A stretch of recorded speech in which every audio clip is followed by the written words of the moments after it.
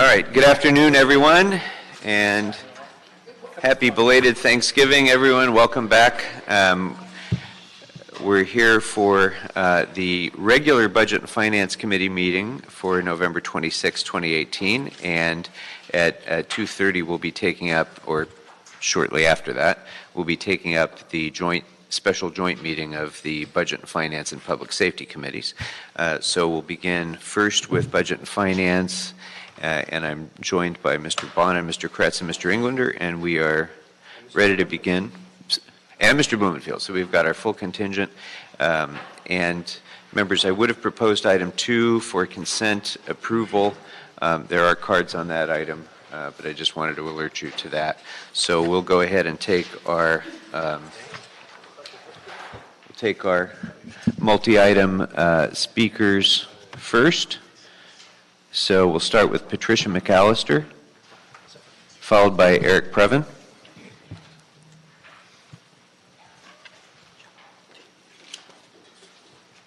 Is this public comment also?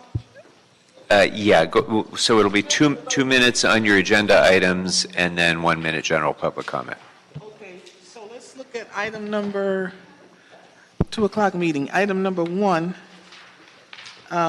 agreements, reporting requirements, governmental accounting standards. I don't see any accounting standards being used with this council. As far as I'm concerned, I went to visit the controller's office. No receipts are being given when you get these $35, $40, $80 million handouts. And you want to also talk about approval of qualified list of firms, law firms, to provide bonds, special tax disclosure, and related legal counsel. Listen, you've got 600 attorneys on staff. Every meeting, you hiring some more attorneys outside. I'm asking the federal government to come in here and do an investigation and audit. I've gone through these attorneys. I've gone through the list of attorneys that I got. Most of them are ghost. They're not even registered with the registry, okay, with the bar association. I know that they're ghosts. I really believe that. Some don't even exist. Some are not even registered. They're not lawyers, okay? And then they told me, well, a few of the ladies got married. Well, a lot of them are men. Did the men get married and change their names too? Okay, we want an investigation here. I see nothing but embezzlement of funds. So, Ms. McAllister, I think that's off the topic of our agenda items. That's right here. Go right ahead. Okay, hiring lawyers. You got 600, and then you just presented last week the new budget where you want to hire some more lawyers. Now you got these outside lawyers. A budget of $134 million in the city attorney's office. Are you nuts? Don't try to act like I'm crazy. You're crazy. I don't see one black person up here. Most are Jews, predominantly Jews. You're destroying this topic, city. And so you'll go into your general public comment. Okay, you're destroying this city. We're not 1 minute. 1 minute for general. Here's another thing. I want you to call your posse off the border. They're going to get smashed, okay? They think they're going to, those are your voters, your potential voters, you think. Those illegal aliens trying to break into this nation. They're going to get blown away. They try to burst through this nation. I just want you to know that. Because you guys are the ones that's supporting this crap. Look outside. Everywhere you go, construction everywhere. Nothing but these illegal aliens. All the jobs out there. Now, also, these websites. And here, I'm talking about this economic development incentive program. You building hotels near the convention center. You're supposed to be building housing. You got $1.2 billion for the HHA, and you haven't built a darn thing. That's been 3 years ago. Listen, your buddy, he's been investigated by the IRS. Okay, the IRS is in on it. When you steal money, when you take money, IRS want theirs. So when they find out you're embezzling fund, the IRS is coming after you. Who's are? It's an IRS deal. I keep up with it. I got my sources. Okay, I'm just warning you. All right, thank you, Ms. McAllister. Mr. Previn, would you come on up? Followed by, is there someone named Mila here? No? Okay, is there somebody, I assume Daniel Gus is not here, or Gus Dan is not here. So, yeah, so we'll take Mr. Previn, followed by Mr. Herman, and that will be it. Thank you, sir. It's Eric Previn from Studio City, speaking on behalf of myself at the moment. You know, I think it's great that you guys are taking a look, and I would certainly applaud Controller Galperin for having a quick look at the incentives to the hotels. I know he took a good deep look at the, does it make sense when there's a feasibility gap, which means the cost to do a project is more than they have, and so we relieve them of some of their tax obligations, because when the analysis is done by Englander, who does the work on that, he determines that we're going to make a lot more once they're up and running, and sometimes that works out. There is cannibalization, which means other projects go away. We've given away a lot. We wanted to get 10,000 hotel rooms, and now, or 8,000, and now we seem to have over 8,000, but we're still evaluating very carefully more possible incentives to the Marriott. How much incentive can one group receive is the question. There's not a cap on that, guys. We can certainly make the hotel operators, and there's no reason not to include mall operators too, because they also generate enormous money that then floods into Blumenfield's area, where he can evaluate carefully whether or not we want to do more or fewer incentives for this group. I personally think that there's a limit, but I think that you're doing a very, very good job of balancing it out carefully. There's a lot of balancing going on up here. It's tough. Mike, Paul, Mitch, Bob. It's tough. It's tough. It's tough for all of us, because how do we know where the right limit is of allowing these folks to really capitalize enormously? And do I have time for my general public, or we're still getting there? Okay, I'll finish it up right here. I just think you're doing a good job of evaluating the technical costs as well. I know we have a special meeting coming up later to get a full and clear look at what the LAPD's technical needs are, and believe me, they're deep. But this is a good opportunity to say thank you, thank you for the Budget and Finance Committee that has been up here duking it out, looking at these matters closely, evaluating carefully whether or not we're giving away too much or we're giving away just the right amount.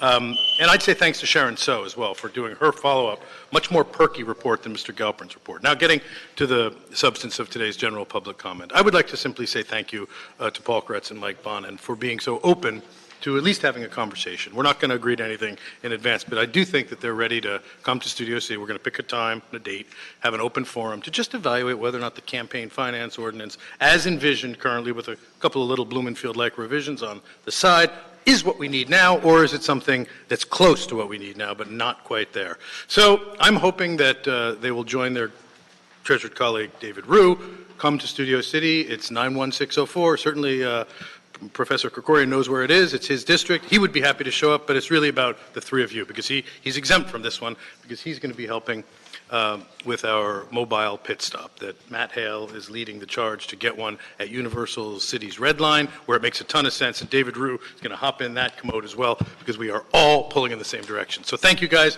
Look forward to some open time slots, and thanks. Thank you. Mr. Herman, 2 minutes on your agenda. I'm here to work. I'm here to do my job, but I have trouble understanding economic development, especially when it comes to incentive projects, as we heard, with the elimination of redevelopment under state law. We do need an investigation as to why money is being funded, particularly to particular vendors. But I don't have to mention who they are. Again, this is a case-by-case basis. And since we don't have an expertise to work on the projects and to hire specialized financial consultants, we're finding out that these projects are being delayed by a series of non-participation of public meetings concerning and sharing the data. A good example would be like that from Public Works called PWTF. With this acronym, we find out that funding as permitted for costs in development doesn't require the use of HHH monies to benefit the public's concern and interest. So such a review allows the city to advise and direct developers to steal. I think in particular, the FBI is aware of the stealing. When you tamper with state and federal dollars, bonds and grants that are entitlements for mixed use for public's interest, I find there is a discrepancy of lies. Thank you, Jose Huizar. Now, as far as my general public comment, yes, we do have a few unselected city attorneys who operate without a bar license. In particular, as a qualified list of firms or persons like Paul Krikorian, who can't manage his own personal bar license, you see, I find that a conflict of interest. See, what he does is he pads his LLCs, Armenian law firms, who charge the city significantly $600 to $800 an hour, and he gets a kickback. Now, whether his fat wife Tamar is happy about it or not, the kickbacks aren't going to be coming anymore because the FBI is investigating Mr. Paul Krikorian along with Jose Huizar in their schemes to defraud federal and state dollars and abuse the system as they've done in the past. Thank you, FBI.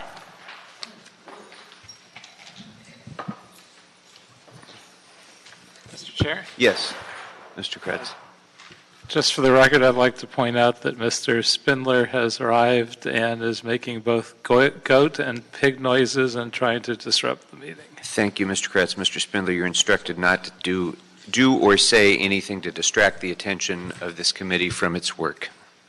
Do not disrupt this meeting. I will allow you to come on up and speak for 1 minute on each agenda item. Well, nice. Well, there we go. Now we're here again to give our graces to Jesus Christ. That's no. So number one, well, that's it. There is the Jews is a false god, man. So the city of Los Angeles, consistent with the government accounting statements board. Come on. You guys don't adhere to accounting statements. If you did, you'd be giving a 1099 on all those bribes you've been getting in your offices and all those contributions, which are tax deductible, general accepted accounting practices. See, there's only two people in this room that actually took certified accounting. That would be me and Mr. Paul Koretz, and he knows and I know that when you get a criminal bribe, the person receiving the bribe has to give you a Mr. 1099. Spindler, you're not speaking to the agenda item. Well, this go to is general public comment. Yeah, my general public comment is going to be general public comment, the give this one. FBI now is watching everything you do. When you use the bathroom, they want to know why. Are you flushing down hard drives or hard shits? That's the question. See, they want to know. So there's a list of questions that the FBI wants to ask, but they don't have the ability to ask. So I'll try to surmise in my 1 minute. Number one, why is Paul Koretz living in a $2 million rental and claiming it's rent controlled? I don't understand that. Number two, why does Paul Krikorian practice law without a license and commit overt acts in violation of the Racketeer Influence and Corrupt Organizations law? Number three, and this is the most important one, why doesn't this drug addict Mike Bonin wear a goddamn fucking tie to a goddamn business meeting? Shape up, druggie. Wear a fucking tie or All right, get Mr. the Spindler, fuck out have of a seat and do not disrupt this meeting or you will be removed. All right, that brings us, members, to item number 2, which I would recommend for consent approval if there's no objection or question. Seeing none, it'll be the action of the committee to approve that item, and that brings us then to item number 1. Item number 1 is a motion, Blumenfield Price, and controller report relative to the efficacy of incentive agreements, also referred to as tax abatements or tax subventions, entered into by the City of Los Angeles on reporting requirements consistent with Governmental Accounting Standards Board Statement 77. Good afternoon, welcome. Thank you, Mr. Chair and committee members. Pardon me, Mr. Chair. Yes. Before we get started, Richard Williams, Office Yes, of the go ahead. City Clerk. The Chief Legislative Analyst submitted a report that was received after the agenda posted. That report has been circulated, and copies left out for the public. Very good. Thank you, Mr. Williams. All right. Good afternoon. Thanks for the opportunity to address the critical issue of tax incentives for selected real estate projects in Los Angeles. My name is Bob Wingenroth. I am the audit director as of last Monday. So it's a great honor to be before you, and it's wonderful for me to be here in Los Angeles before you. I'm here with my colleague at Moreno, and what I'm going to be doing is giving you just a brief summary of the report, and then we'll be ready to answer any questions you may have. Tax incentives are a valuable and important tool to spur economic activity and growth, to create jobs and housing, and to help certain crucial products come to fruition. In August, the Comptroller's Office released an in-depth review and analysis of 5 incentive agreements entered into by the city, with the goal of helping to make sure the city and its taxpayers get the best deal from any incentive agreement. It is vital that we ensure total accountability for every cent of taxpayer funds, something we know this committee and the City Council take seriously, and it's in everyone's best interest that every deal be maximally transparent. The keystone of each incentive agreement examined by the Comptroller's Office and the other agreements between the city and developers is that the tax incentives are negotiated and offered to make up for a feasibility gap, and that without certain incentives to make up that given gap, the proposed project would not otherwise happen. The city has chosen to define a gap as the difference between the development cost of a project as compared to its estimated value to investors at completion. The city retained consultants to evaluate and offer estimates of projected feasibility gaps, and such estimates have been the basis for 5 projects with a $654 million incentive and another 3 projects with $345 million in incentives. The nature of projecting a feasibility gap is by its nature an uncertain one, and the city has provided extensive tax incentives based on these projections, largely calculated by 2 companies. The Comptroller's report offers a series of recommendations to better ensure consistency, fairness, and value as we seek to make sure such incentivized projects are meeting the expectations we have for them for stimulus and jobs. And so today we're before you with 4 recommendations. First, establish a formal framework and process for incentive agreements to ensure the city identifies clear and measurable goals, identifies opportunities for economic and fiscal optimization, and considers opportunities for improvement. Secondly, revise the scope of evaluation and consultation fees to require a more thorough and rigorous evaluation of the feasibility gaps. Currently, the city has accepted the definition of a feasibility gap as the difference, as I mentioned earlier, is the cost, including development fees, and the warranted value, which is what an investor would likely pay for the project upon completion. Alternate methods, including formulas based on lower assumed rates of return or a comparison to other similar projects built without assistance, could very well mitigate, lower, or even eliminate the feasibility gap, thus reducing the need for city assistance. The Comptroller also recommends more rigorous analysis of future economic and fiscal benefits, including tax revenue, construction-related jobs, ongoing project-related employment, public improvements, and other benefits. Third, post-completion analysis, also known as a true-up. The Comptroller recommends comparing actual versus projected costs and conducting an appraisal and updated analysis of the project's current and actual value to determine whether to adjust the total incentive amount.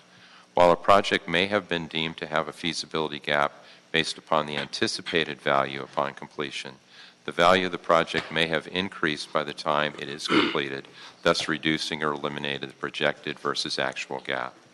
And then finally, the fourth item we have before you is an annual project-specific reporting and so-called clawback terms. The Comptroller recommends requiring submission by the project developer or successor of an annual performance report over the term of any incentive agreement, identifying actual outcomes or the goals of the incentive agreement, such as the increase in economic activity, actual number of jobs, increased tax revenue to the city.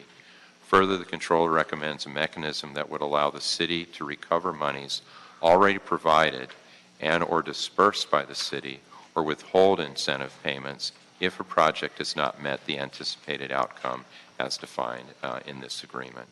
And then I think we have provided the committee with a detailed copy of the report, and we stand ready to answer any questions you have. Thank you, Mr. Chair. Great. Thank you very much. Members, questions on the report? And also the CLA is here if you wanted to ask any questions about the CLA's report as well, but I leave it to you. Mr. Blumenfield? Sure. Do you want to hear from CLA first? No, it's not necessary, unless we'll see if it's necessary based on the questions. Okay. First, I think it's really important moving forward on these issues and particularly checking the actual versus projected costs. One of the issues I've always struggled with on this, I think the tax incentives can be a very important tool that we use, and I support that, but I worry about sometimes the intangibility of some of the costs, and that developers who could have a project where you have maybe it pencils out, but they want to get the city incentive, so they add costs in that can then later be backed out. So how do we prevent that from happening? Whether it's making your chandeliers out of diamonds instead of glass, or something like that to up the cost, or doors out of brass instead of wood, or whether it has to do with parking spots and the cost of parking spots, and maybe to put a finer point on it, like the Wilshire Grand project you noted in here, there were a lot of the costs initially was $56,000 a parking space. There were a lot of parking spaces, but then as it worked its way through the process, the feasibility gap was there and the incentive was done, but then it was determined we didn't need that many parking spaces, so that the cost went down. But if I understand correctly, the value didn't change. So my question is, how do we prevent that from happening? In general, and maybe specifically on that project. Ed Marino here, internal auditor with the Controller's Office. I think one way is to really look at the projects up front when they're being proposed. So one of the things that we recommended in the report was to have alternative analyses performed on the project. So different types of projects, also looking at what's included in the project itself. That's from the cost perspective, but then on the other side, which is the internal rate of return for the investors, if that's lowered, then the project value would also increase. So there's different ways of approaching this. You can look at the project itself and the cost related to that and analyzing different types of projects, and also looking at what the investors are potentially going to get down the long run in terms of profit. I'm sorry, Mr. Blumenfield, I don't think I'm going to ask the CLA to give a whole presentation on the report, but I do think it would be valuable to have them at the table. Mr. Morris, if you could come on up, just in case they can provide insights in response to your questions as well. So, sorry, I should have done that before. Go right ahead. Council Member, I think also our third recommendation here, which is the post-construction, the true-up, would also have the potential to address some of the concerns that you raised. That would deal with the sort of the chandelier question potentially, but what about the parking spot issue? Where you have a big cost baked into the project with parking, and then subsidies decided, and then down the road we change that parking requirement so that there is less cost there. And again, I do think that the true-up would look at if we had in the original agreement a value of parking spaces, and we find that they're less and less cost. I think that process. Like on the Wilshire Grand project, presumably the price of the parking space, which is like $56,000, didn't change, but the numbers of parking spaces changed dramatically in terms of what was needed. On that project, did that have a difference in terms of how it impacted and the cost or the value of the project? I'm not aware of the specifics that you're referring to in terms of the parking spaces themselves, but just in general, whether it's parking spaces or any other types of costs, as Bob was mentioning here, one of the things to look at is the post-construction reconciliation and looking at what the actual costs are at the end of the project, but in the beginning of the project, you can also find different types of projects that you want to approve. So if the project were to include a certain number of parking spaces, that should be looked up at the front when the project is being proposed, and then alternative projects could be included in a study that could provide different options as far as, what should be included in. And that's a good question. It leads me to another issue, and I'm jumping around a little bit, but this idea of alternative projects. We look at, under CEQA, we look at alternatives. But that's different than looking at alternative economic projects versus alternative environmental projects, right? Because, for example, in the pretend project that has, gold chandelier or diamond chandeliers versus glass chandeliers, we don't really look at those two projects. We look at the project that's given to us, correct? That is correct. Currently, it's typically a hotel.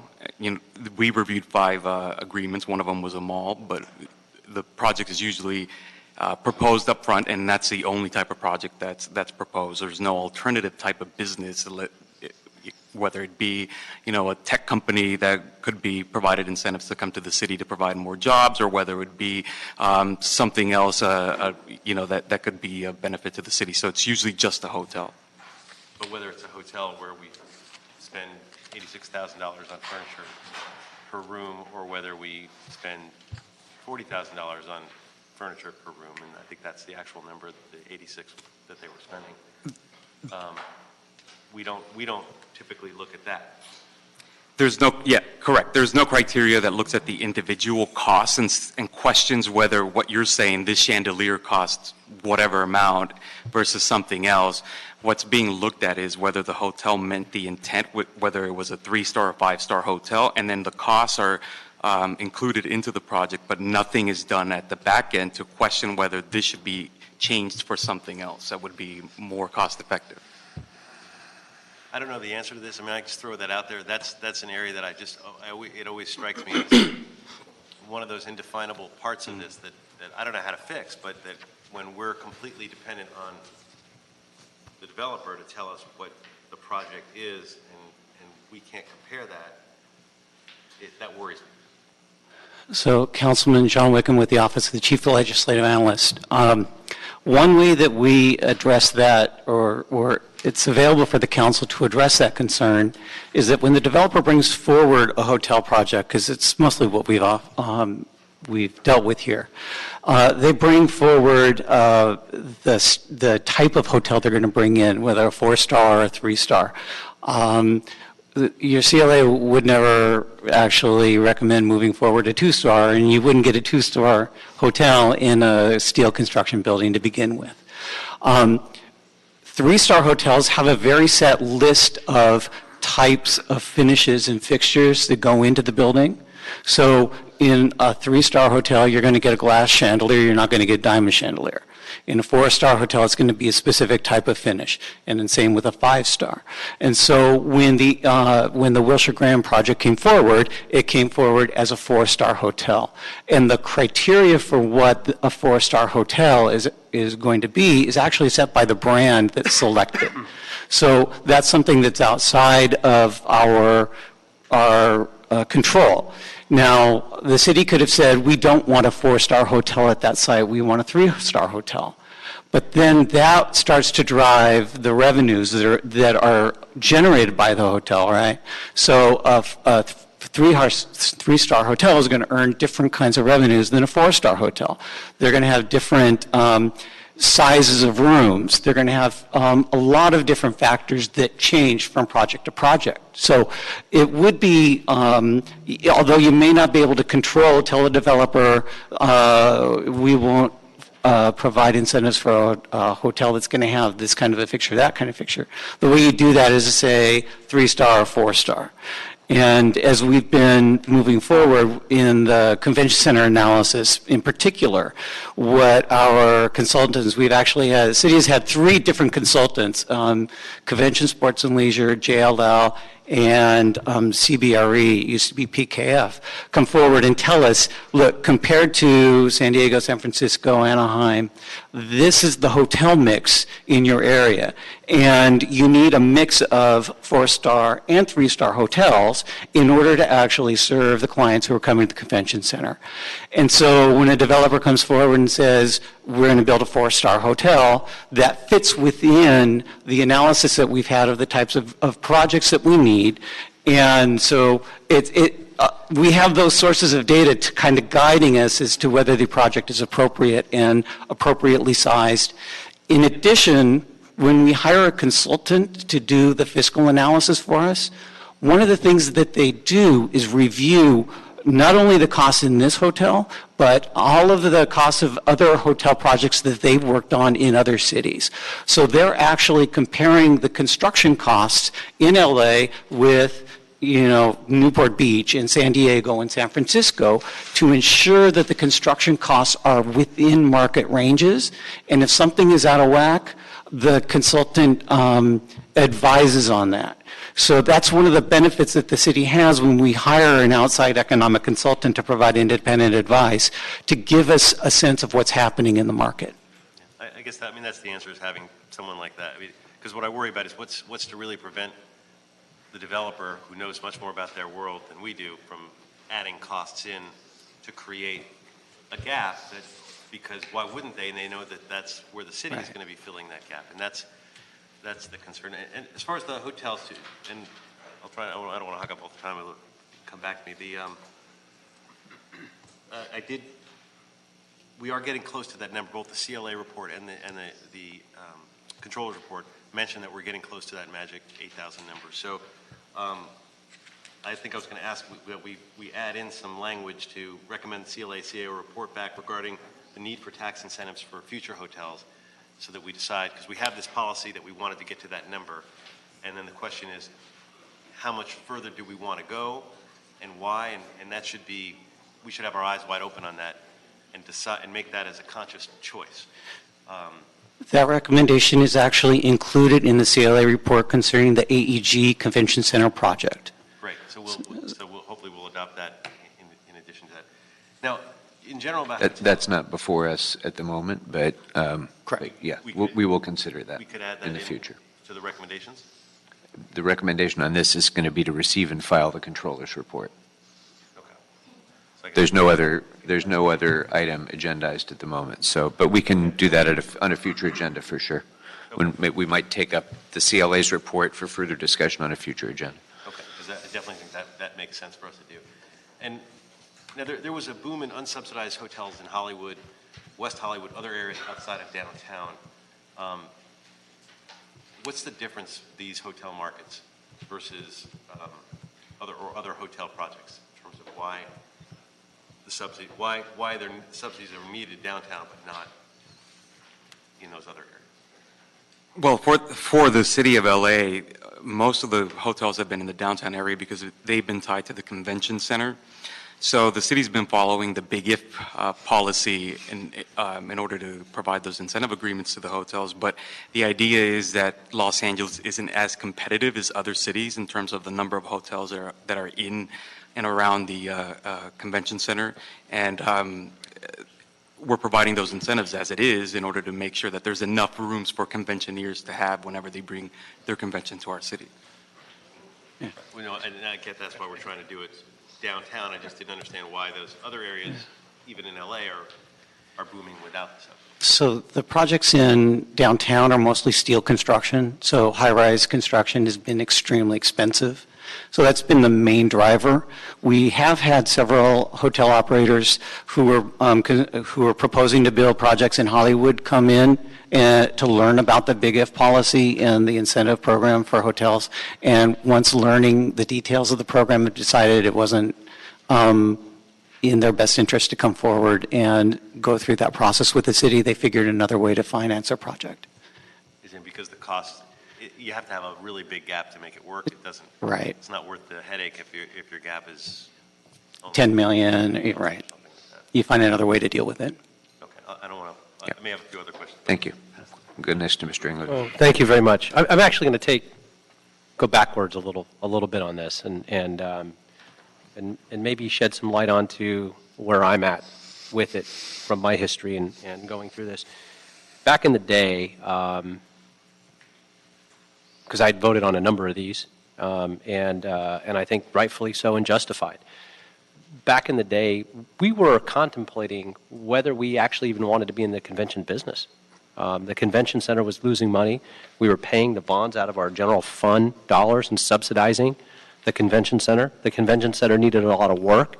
And while we were contemplating that and going through the recession, while all that was happening, and we brought on a new general manager at the time, Priya Abbasi, if you remember him, who really did a phenomenal job at the time. And then after that, we actually debated about whether we should be the operator and ended up contracting that out.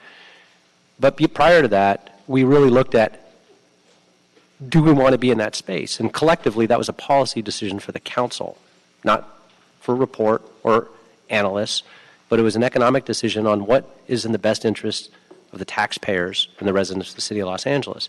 And we had a lot of discussions and went through a thorough analysis and hired many consultants and worked very closely with our CLA's office and our CAO's office on this, and came to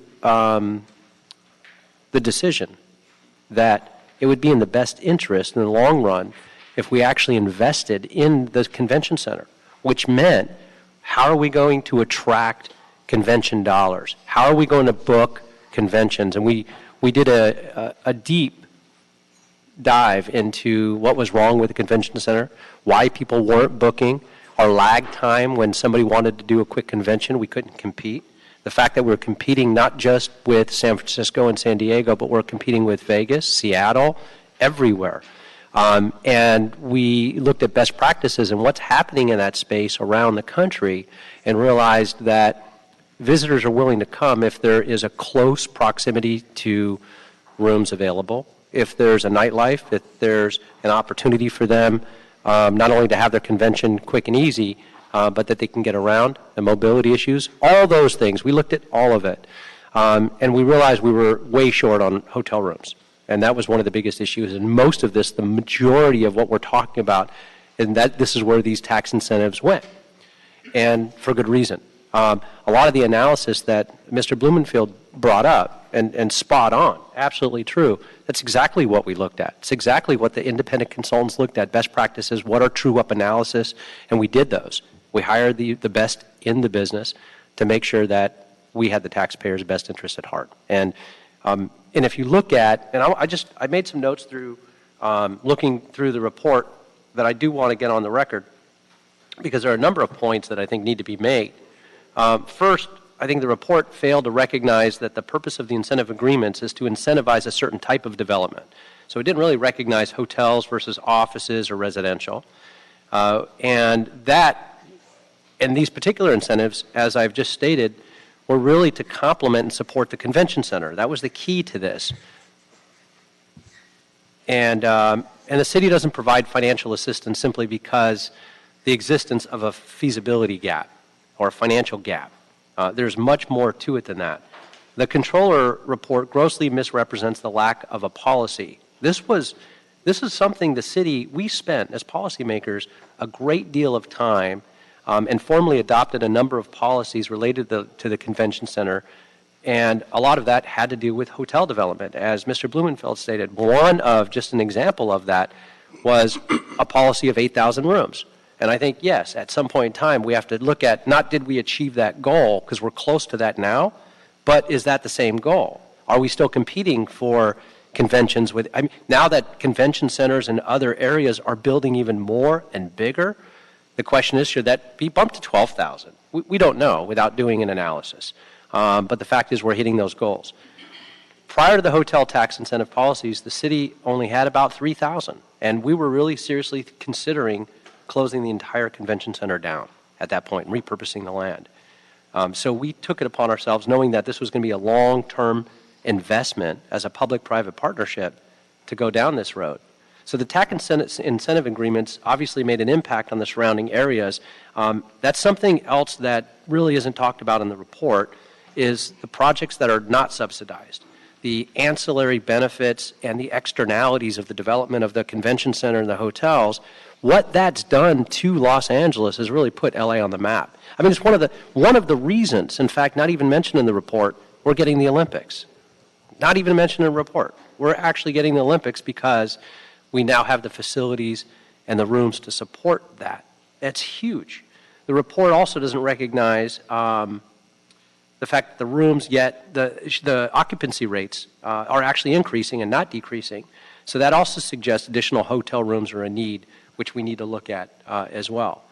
The report says we need to hire consultants, and again, I think it's been stated we do that. Expert consultants have been hired mostly for financial services, but we include legal consultants, signage consultants, real estate consultants, development consultants, specific hotel consultants that understand why the flag has the needs to, and what their criteria is to receive various stars, whether it's a 3 or 4 star, and each flag is a little different.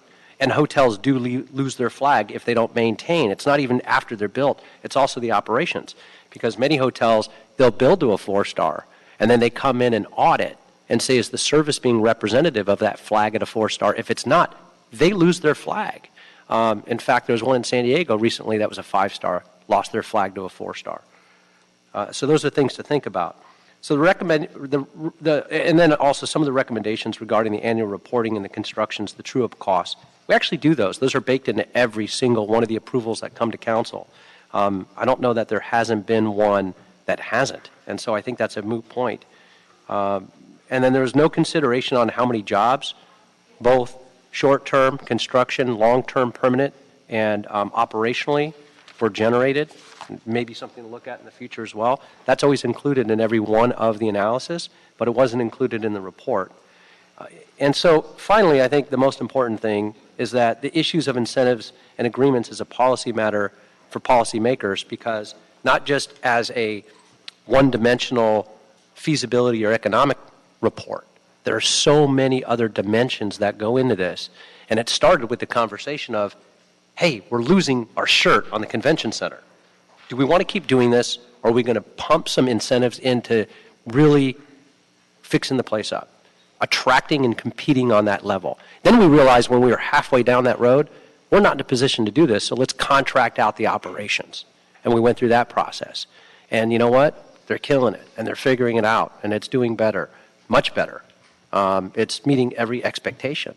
And so I'm proud of the policy work that's gone into these incentive programs, because they've done just that. There's a huge economic return to the city of Los Angeles, both in jobs, in the economy, and opportunity, in tourism, and visitors. And one last thing, tourist dollars are the cheapest dollars a city can ever achieve. The cheapest dollars, because they require the least amount of services for 911, for any other type of service. They don't take up a lot in terms of the infrastructure, and they spend money when they're here. And so the best dollars we can ever compete with, and this is where we came to this realization when we started making these policy decisions, is tourist dollars. And now we celebrate it. We count every passenger and have a press conference every year that LAX is going up. We actually are doing really well to attract those dollars. Had it not been for these programs, we would not be there. And so I really want to give my hats off to the CLA's office, because they've been the driving force in every single one of these very complicated, competitive, truly negotiated transactions. And they've been very transparent about it. So I want to thank you guys for that. Thank you, Mr. Englander. Just one other point on your discussion of externalities is that the choice is often not whether a developer or a landowner is going to develop a 4-star hotel or a 3-star hotel. It's whether they're going to develop a hotel or a 3-story luxury condo building or something that might be the maximized return on investment for the developer, but might be completely outside of the interests of the city, especially around the convention center, and we'll be stuck with that building for a half century. So, Mr. Kretz. Thank you, Mr. Chair. And I would echo Mr. Englander's remarks to start. One question, I know one point of concern in the controller's report is the use of block grant investment fund criteria to evaluate these incentive proposals, and that an economic development strategy would be better. What's the problem with using the other strategy, and why does it need to be addressed? When we looked at the way the incentive agreements were approved, one of the things that we did is we benchmarked against other cities to find out what it is that guided them in their economic development. And the commonality across most jurisdictions was that there was an established economic development plan. And policymakers obviously made decisions as to what they would incentivize and what they wanted to focus on, and everyone has a right to do that and pursue that. So what we were looking at is that there wasn't an established economic development plan that would say, for the city, these are the types of businesses that we're going to support. These are the types of businesses that we're not because of this. I know that the Big If policy has been around for a while, but we were looking at something that was more comprehensive and that would actually provide the city a guide to what kind of development should happen in the city. So most of this was focused on adding hotel rooms for the purpose of being more competitive for conventions and other events. So how would that have differed so far? I wouldn't know that. That's a question that would have to be answered through ongoing evaluations. One of the institutes that we benchmarked with and we asked questions about this was Pew. Pew provides local governments and state governments ongoing evaluations on economic development and incentives. And what they recommend to local jurisdictions is that there'd be an ongoing evaluation process when incentives are provided in order to find out if a hotel policy or any type of economic development policy was actually beneficial and met the outcomes of the policymakers. So I wouldn't know how to answer that question. It would have to be answered through an actual evaluation. I would imagine it would be more important going forward because it seems like we had a pretty clear plan to revive our convention business and to do exactly what we've been successful in doing. Beyond that, though, we might want to focus more on what are our next economic development goals. Is there an effort to move towards a city economic development strategy? And if there is, where are we in the process? I wouldn't be able to answer that. I don't know if the CLA can provide that. Yes. I think Mr. Wickham can. Well, I'll address it in two parts. The first is that the Ad hoc Jobs Committee and the Economic Development Committee are currently looking at the SEDS, the Citywide Economic Development Strategy that was prepared by EWDD, the Economic Workforce Development Department. So is currently under review. It's been presented for council consideration. So that is a very broad brushstroke look at economic development strategies for the city of Los Angeles. So that will be coming forward for some consideration, and CLA is preparing a report back to both of those committees at this time. But it's actually, in a sense, too broad a policy as for approaching economic development. And when you have something specific like this, the hospitality industry, the city of Los Angeles has actually, for many years, been working and prioritizing this industry. It's I think it's the third or fourth largest in Los Angeles County. And so the council has a history of incentivizing this industry as we've been going forward. So there was the airport workers retention ordinance that provided a living wage for workers at the airport. There was the hotel minimum wage law that the council recently passed. There was the tourism board policy to seek 50 million tourists a year in Los Angeles, which has been considered and reviewed by the council on an annual basis for the last 5 or 6 years. There's been all the work built around incentivizing and renovating the convention center. So from kind of an industry to industry standpoint, the council focuses in from time to time, and the hospitality and tourism industry has been one where council has a long track record of providing economic incentives for this industry, and it's been a policy development over time. Let me ask you one other question. Reading the CLA's report, reading the controller's report, it seems like the differences are not that dramatic. And some of them ask for us to do things in the controller's report that the city's already doing. Has the controller's office and the CLA's office gotten together to see whether there might be some common ground on some of the areas where the reports are slightly different? There were some conversations early on, and that's been a little while since we've had those conversations, but certainly a lot of the things that the policy, the way the program has been operated, implements the things that had already been included in the report.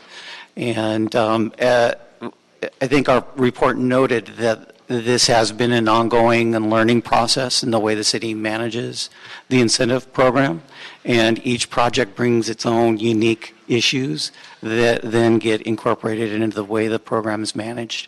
The report notes that one of the things that back in May that the city departments actually meet on a periodic basis to track these, and one of the things the city departments had decided back in May was to provide a stronger reporting process on the incentive agreements, so that when the CAO reports in the annual budget, the CAO is doing that report based on knowledge of conformance with the agreements going forward. Well, I would just suggest that the appropriate departments might get together now that these two reports have been created to identify the real differences and see if there's some way to come to an agreement on what the best practices are. Thanks, Mr. Chair. Thanks for the report, and thanks for the other report. The way I've read it is the controller's report says there's stuff that we're doing but we're not doing well, and there's stuff that we're not doing we need to be doing. The way I've read the CLA's report is we're doing most of what you said we're doing, and we're doing it well. Mr. Englander gave a pretty detailed critique of the report. Before I ask anything else, is there anything you guys want to say as response to what you've heard so far? No. I think it's been a great conversation. Okay. Mr. Wickham, is there anything in the controller's recommendations that we are not doing that we should consider doing? I would have to go back and look at the recommendations, because there were quite a few of them that already have a correlation to the way the program is already implemented. And so I would just have to go back and take a look at that. And so one of the things that they talked about was the true up, and you spoke about that, and then they also talked about the clawback. And I'm curious, what do we do in terms of clawback? So the clawback is a curious concept in here, because we only pay the incentive agreement based on performance of the project, which is unique. Right? A lot of these deals, we give the money to the developer up front. And so we're at risk of the project not being built or not being effective or not, right? So when we make a loan or a grant of some sort in the front end, we don't provide any incentive payment until after the project is built and the project is operating. And so if the project is no longer a 4-star hotel but it's required to be, we stop payment. If the project was supposed to have, comply with certain wage and labor requirements and it fails to do that, we stop the payment. And so there are a number of things built in to this to ensure that they're not getting more money than they're required to or obligate, there's an obligation under the agreement to provide to them. And so it's very easy. So a clawback is kind of a concept that I don't know if it works or if it makes a lot of sense in the context of the way this is operated.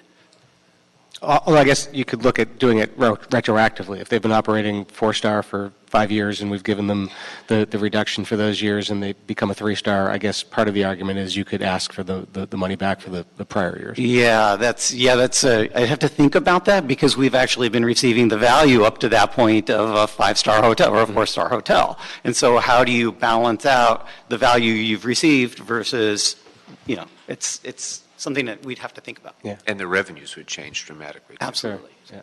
Just to point out one item, Sharon, so relative to the clawback, this report isn't before you, but we actually incorporated that concept in a report you have not considered yet relative to the upcoming hotel incentive deal. So there will be a clawback provision in there as it relates to the TOT that is collected on some of the revenue. So you will see that concept coming up in the next one.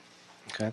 And I'm curious, a lot of stuff when it comes to development, things that the city wants or needs, whether it's number of available parking spaces or local hire provisions, may get negotiated either through an agreement with labor, not through us, or through a requirement that is put in as part of the entitlement process. Are there certain things projects need to do to be considered for the incentive program? For instance, I'll use environmental stuff as an example. We are very committed here in Los Angeles to improving the environment, to trying to do our part to fight climate change, Mr. Koretz is working very hard to create a department that's focused on climate emergency. Do we require to be considered for an incentive a certain LEED standard, or that they use renewable energy, or that they have solar panels or anything like that? Those types of things could be incorporated into the community benefits portion of an agreement, but the council has been very active in expanding the requirements for a development project in the city to incorporate those elements into construction. So it's likely that a lot of that has already been required by law already. And then in addition to that, the CEQA process would include additional mitigation that would be a vehicle to address those concerns. So it would be a little bit outside of the scope of the project. But as those things come forward to us and would be identified to us, we would definitely have a conversation about that. But there's no sort of blanket policy? No, there's no blanket policy. And we're almost at the 8,000 hotel rooms. At what point will we be, and how will we be evaluating whether or not the investment we've made has been successful and how well we've reached the goal that we set out to do? So the first measure is, did we get to 8,000, right? And no, I mean, yes, but right, but the point of getting to 8,000 wasn't to get to 8,000. The point of 8,000 was to get more convention business and to boost the local economy and to create jobs. Yeah, right. And so the recommendation in the report that's included on the convention center and the AEG expansions is to instruct city staff to go back and do that kind of an evaluation. And so that is something that we would be looking at is whether there's an impact or an effect of having reached that goal, whether that number should be different or whether there should be some other way to address the development of hotels around the convention center with regard to incentive support. Just curious, do we have any clue or any way of finding out what percentage of the hotel bookings in downtown Los Angeles are related to convention business? We can check with the tourism board because they handle the bookings. Okay. Just I don't know. I shouldn't be saying this, I guess, but I wanted to call out the fact that in 2010, council started to pursue this goal of 8,000 rooms. And here we are in 2018, we're talking about having achieved and exceeded that goal. And so for an economic development strategy, for an economic development program, this is a really interesting model that it should be evaluated and looked at to see if there are other situations in the city where something like this, the process would be helpful and appropriate, because this was a situation where the council adopted a policy, the members of the affected districts understood the policy and discussed that, the general manager of the department discussed that, your staff level from planning department, CLA, CAO, city attorney, the tourism department discussed that. And as a result, within 8 years, you've achieved a significant effect on an economic development program. So I think you actually have an interesting model here that for other areas of the city may be appropriate to review. I think. I mean, again, my point is that the 8,000 rooms, for me, isn't the goal. It's the mechanism to get to the goal. Right. So if we got 8,000 rooms and we put a lot of incentive in it and we didn't get the economic boost from it, then it wasn't worth it. But I suspect it was, and I look forward to that. Right. Very good. Thank you. Mr. Bloomfield. There's actually, John, Mr. Wickham actually led into a great area I wanted to ask you about, which is, because this is successful, what are the other areas? I mean, I'm thinking food deserts and incentivizing, grocery stores in those areas. What are the other policy areas that we might consider using this kind of tool for? Because I do think that we have to clearly articulate, and I think both reports talk about that we have to clearly articulate our goal in terms of what we want to get out of this. And I can imagine a number of other areas of economic development where we might want to use this kind of tool. I think the idea, the concept that immediately comes to mind is the Jedi zones that the ad hoc jobs committee had identified and proposed for, and the council had approved. EWDD is presenting a report soon, I understand, on the concept of the Jedi zones and how to implement that. That might be one area where you would be able to use this as an approach or a tool to help those Jedi zones. I think in other areas of the city, we have to be more careful about issues such as displacement and equity, issues that you wouldn't necessarily have in downtown Los Angeles. So I think there would be additional caution, concern, and approach, but definitely it's a tool that might be able to fit into the Jedi zones very well. I mean, putting in safeguards, as you say, but there may be things, it comes to mind, like getting grocery stores into areas that are underserved is certainly a goal that we might be able to move on using a tool like that. Yes, and not only grocery stores, but bank branches. Yeah. Anything else? Mr. Kretz. Yeah, just one follow-up on the 8,000 rooms. So when we analyze how successful it's been, I know this was just mentioned in passing, can we also look at whether, as was noted, other cities have eclipsed us in a way, and now 8,000 might not be enough? And what we determine might be enough, and whether we should continue this policy or a variation of it until we reach whatever is a secondary goal. Because it well might be that we're beaten out by a number of other cities that now have more extensive hotel room resources. Absolutely. And by the way, for the record, Mr. Spindler is still snorting in the audience and distracting at least me, if not others. Yeah, I just want to thank you very much, Mr. Chair. Thanks for bringing this to light and scheduling this. I think it's critically important to have this conversation. I also want to say a couple other things. This has been, if used correctly, and it has been one of the best tools we have, and it has been used correctly up until now, certainly on every one of these deals that I've seen. Most of those have triggers that expire, whether it's a TOT or other type of incentive that go away, and then, oh, by the way, we reap the benefits far after that. It's not mentioned in the report.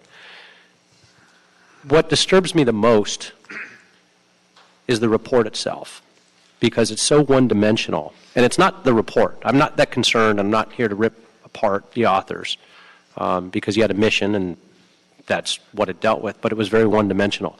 That's not even my concern. What disturbs me the most is what the media has done with these deals in their reporting. They have failed to talk about the successes of what's occurred here in Los Angeles and tie it together. Their reports over the years have ripped these apart as giving these boondoggles and billions of dollars to developers, which is absolutely false. It's been an economic incentive program to consciously go after these types of projects that are going to have a true return on investment, an ROI, that is proven, it's transparent, it's measurable. We measure it, and maybe we just don't do as great a job as telling that story, but they don't even attempt to tell that story. And oftentimes, it gives it a bad name or a label, and then there's a political idea by somebody to issue yet another type of report that, again, might be just one-dimensional, but that's what you were asked to do. There's just much more of the story that needs to be told very consciously and accurately every time this comes up, because I've seen it year after year after year. And again, 3, 4, 5 years, you'll all be, I won't be here, but you'll all be sitting around having this exact same conversation. And the reality is, if you really want to see if these incentives have proved their worth, walk outside, go through downtown. It doesn't take a brain surgeon to figure out, or an economist to say, okay, it's really made a tremendous difference. You look at the results of the convention center. So while those may be more difficult to measure in the future because we've done so well now, we have the mechanisms in place to measure that. We are benchmarking it. And so, it may be just a good idea to come back every once in a while to say, here's how well we're doing, rather than here's why the city failed, because it didn't. This has worked, and it's provided tens of thousands of local jobs, both short and long-term jobs, to the local residents here. And so I think that needs to be said, that there's been so much work that's gone into this, rightfully so, and has worked so well. And I just want to close with that. All right. Thank you. Mr. Bowman. More questions just reminded me. The true-ups, do we have true-ups on all the projects? I thought it was just for Westfield that we added that in. Are there true-ups on those others? The true-up language has been in every deal, I believe, since the Wilshire Grand. And the initial one or two, the true-up was an option because it was a sense of whether the project was more expensive to build than was originally estimated. And everybody agreed that it was clearly more expensive than it was originally estimated in the deals. Now they're being drafted to say that the true-up is absolutely required because, in a sense, that is very helpful to the city to have actual numbers on the back end to prove it. And even though we accept, we recognize they're always going to be more expensive than the estimate, it still helps us to know in detail what's actually happening in those developments. And so they are now being drafted to be an obligation. I really always appreciate the CLA's watchful eye on that. So thank you. All right. Thank you. Members, if there's nothing else, thank you all for the discussion. I think both of these reports provide a lot of really valuable insights. I especially appreciate the best practices analysis that are in here. I know many of those are best practices that we've already established and are implementing, but I think this is a very productive discussion, and in the context that Mr. Englander defined for us, I think, as we go forward to make sure that we continue to have a sound return on investment, it's been very helpful to have this discussion. So, members, if there's nothing else, we'll go ahead and receive and file this report, and we thank you very much. Thank you. Is there any other business before this committee? Mr. Chair? Yes. Both reports? The CLA and the Controller's report? Yeah, let's, well, that's the problem. Thank you, Mr. Previn, I got it. Thank you, don't need the help. It's not been agendized. It's part of the council file, and it will continue to be part of the council file and be publicly available, but we don't need to receive and file it. In fact, we shouldn't because it hasn't been agendized as such. So we may hear that on a future date. Okay. If there's nothing else, then this meeting of the Budget and Finance Committee is adjourned, and we'll go ahead and begin the special joint meeting of the Budget and Finance Committee and